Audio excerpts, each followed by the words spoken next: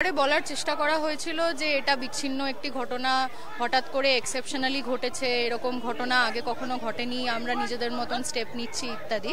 কিন্তু আইরনিক্যালি এইভাবে আজকে যে ঘটনা সামনে এসছে এই কদিন আগে, তাতে টিএমসিপির এক্স প্রেসিডেন্টই তার মধ্যে সামিল রয়েছে।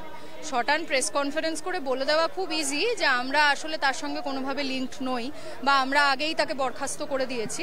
কিন্তু আমরা যদি মিডিয়া রিপোর্টসই দেখি তাহলেই বুঝতে পারবো যে মনোজিৎ মিশ্র বহুদিন ধরে একটা ভয়ের অ্যাটমসফিয়ার কলেজে মেনটেন করেছিলেন, যাতে কেউই তার বিরুদ্ধে কোনো রকম আওয়াজ না। তার নিজের ইচ্ছা মতন বহু মহিলাকে প্রপোজ করে বেরিয়েছেন, তাদেরকে থ্রেট করেছেন যদি তারা সেই প্রপোজালে হ্যাঁ উত্তর না দিয়ে থাকে।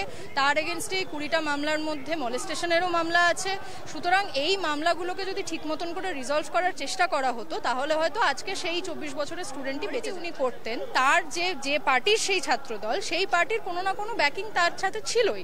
আদারওয়াইজ কোনো পুলিশ তার এগেনস্টে কেস নিচ্ছে না, 20টি মামলা থাকা সত্ত্বেও সে চাকরি পেয়ে যাচ্ছে, সে দেদার কলেজে ঘুরে বেড়াতে পারছে, লোককে বিভৎসভাবে থ্রেট করতে পারছে, পেটাতে পারছে। এই জিনিসগুলো এত সহজে তো আমাদের কারোর কলেজে ঘটে না।